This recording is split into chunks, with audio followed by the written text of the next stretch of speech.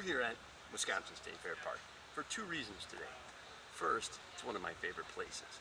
And second, this very spot was the inspiration to one of my first blog posts, and that ended up being a chapter in my book, A Happy Life for Busy People, available on Amazon.com, BarnesandNoble.com, or if you're lucky, your local retailer.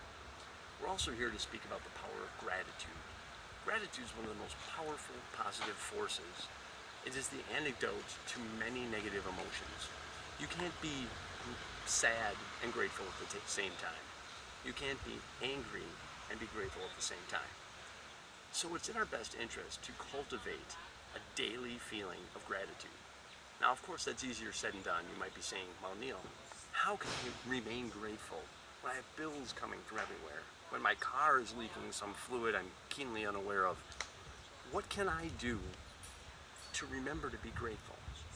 Well, what happened here is the use of symbols. People use symbols for all different reasons, and everything means something different to someone else. So this is about finding what means something to you, something special, something you're grateful for.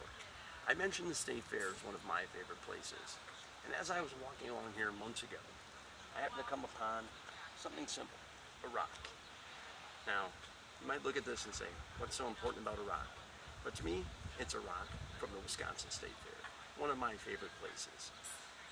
I encourage you, without any sign of thievery, to obtain something from one of your favorite places. Something simple, like a rock, maybe a souvenir, something small, ideally, you can place in a pocket or a purse. Now, I take this rock, put it in my pocket first thing in the day. Starts the day out. I look at this rock, it reminds me of this great place, a lot of memories I've had here, how much fun I enjoy. Start out on a positive note. Put the rock in my pocket, and every time I dig for change or my car keys, I look at this rock and I say, well, my car's leaking fluid, but man, I remember being so much fun at the State Fair, and I'm looking forward to it again.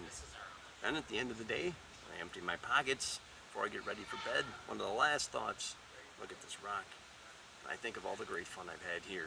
And I set it on the dresser, and the last thought in my mind is one of gratitude. Now, again, yours might not be a rock, it might be a coin, it might be a sticker, it might be anything. You might put it in your purse, in your wallet, whatever works for you, but ideally do it somewhere that you see daily, several times a day preferably. Charge it with as much emotion as you can. And remember, be grateful every time you think of it. Grateful for the fun times, grateful for everything you can muster.